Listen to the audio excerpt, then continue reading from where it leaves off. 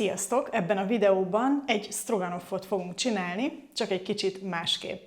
Abban fog különbözni, hogy én darált húst fogok használni, sertés-marha kombinációban, és húsgolyókat fogok készíteni belőle. Megmarad ez a tejszínes, mustáros, gombás alap természetesen, és a húsgolyó abban lesz még egy kicsit különlegesebb, hogy kaprot fogunk belerakni. Amikor ezt, nem tudom, évekkel ezelőtt találtam ezt a receptet, azóta egy picit módosítottam a mi ízlésünknek megfelelően. Nagyon megszerettem, mert ez a kapor annyira jól feldobja ezeket a húsgolyókat, és annyira jól passzol ehhez a tejszínes, gombás ízvilághoz, hogy nagy kedvenc lett, és ezért gondoltam, hogy akkor megosztom veletek is. Úgyhogy lássunk is neki, és készítsük elő az alapanyagokat. Mint mindig a leírásban ott lesz a pontos recept. Amivel kezdem, az az, hogy ezeket a jó nagy gombákat kisebb darabokra felvágom, illetve egy hagymát is fel fogok aprítani apróra, és összekeverem ezt a húsos masszát. A húsos masszába fog kerülni különböző fűszer, köztük a kapor is. Azt hagyom egy picit állni, tehát érdemes szerintem, hogyha egy fél órát tudjátok hagyni pihenni, de hogyha nem, azzal sincsen probléma. De a lényeg, hogy majd a húsgolyók kisütésével kell kezdeni, azokat ki kell majd szedni a serpenyőből, és belerakni a hagymát meg a gombát, és onnantól kezdve majd már minden egy helyen fog készülni, csak először a húsgolyókat kell megcsinálni. A köret, ami készülni fog hozzá, az most rizs lesz, baszmati rizst fog készíteni a kis rizsfőzőm, de természetesen ezt lehet enni tésztával, bulgurral, kuszkusszal, tehát nagyon sok lehetőség van a körethez, mi most a rizs mellett döntöttünk. Amint összeaprítottam itt mindent, akkor mutatom is, hogy a húsgolyókat hogyan fűszerezem be. Gombák felaprítva, illetve az egyfej vöröshagyma is, és akkor ide készítettem ezt a fél kiló darált húst, ami marha és sertés keverék. Használhatsz amúgy sima marhát is, sertéshúst is használhatsz, tehát azért, mert stroganoff nem kell feltétlenül teljesen csak marhában gondolkodni. Na mindegy, szóval ez itt fél kiló, és akkor fogok belerakni fokhagymagranulátumot, kaport. Nekem kétféle mustár van most ide készítve. A húshoz egy ilyen kicsit csípősebb, erősebb mustárt rakok, de ha sima mustárt raksz, az is teljesen rendben van, csak szerintem ne hagyd ki semmiképpen. Szóval én ide egy teáskanál csípősebb mustárt rakok, tojást és sóbors.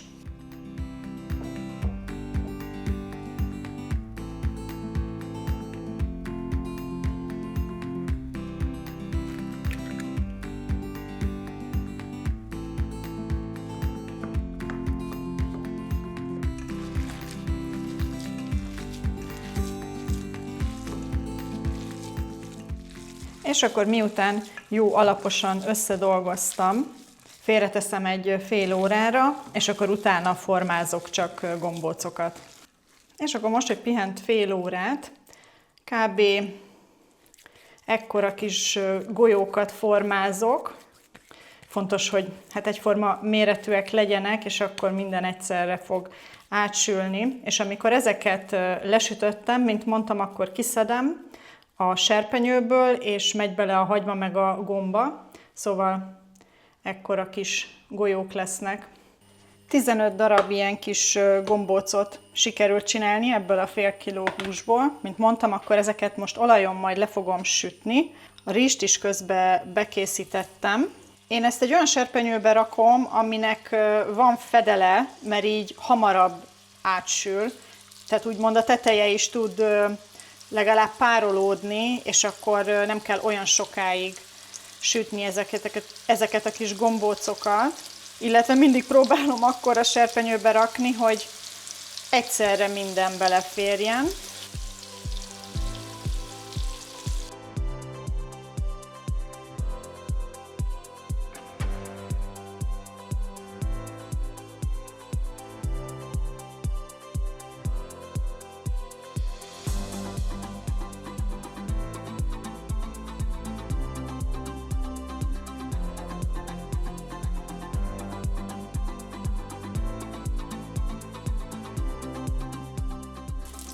És az a csodálatos, hogy minden finom íz, ami a húsban volt, az most itt van a serpenyőben. Erre fogom rárakni a hagymákat is.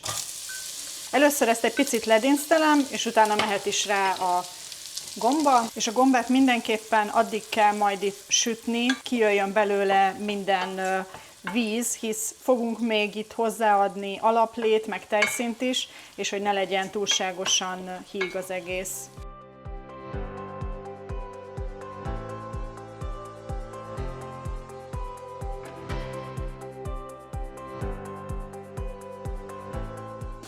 Most, hogy szépen összeesett már a gomba, és a víz, amit kiengedett, az elpárolgott, egy pici fűszert rakok ide, és azzal még elkeverem, és utána fogunk rá lisztet is rakni, ami ugye segít majd, hogy besűrűsödjön ez a szósz, ami készülni fog.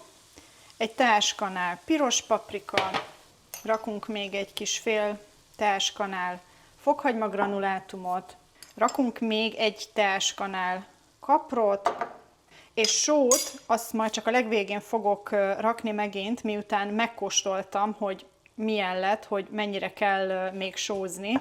Úgyhogy most ezt itt alaposan elkeverem, és akkor mehet rá a liszt, az alaplé és a tejszín.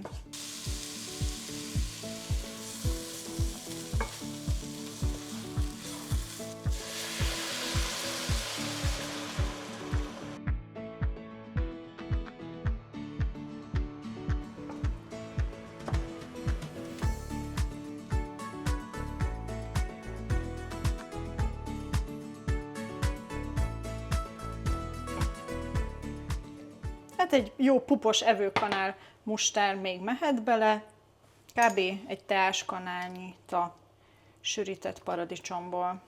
Most fogom majd egy ilyen pár perc múlva megkóstolni, hogy só kell-e még bele. Megkóstoltam, egy pici sót rakok még bele, kb. Egy fél teáskanállal. És amikor úgy érzed, hogy jó lett ez a szósz, akkor mehetnek vissza bele a húsgolyók, és hát egy 2-3 percig hagyjuk, hogy összefőjenek, meg ha esetleg egy picit hűlt azóta a húsgolyó, akkor újra átmelegedjen, és akkor készen is vagyunk.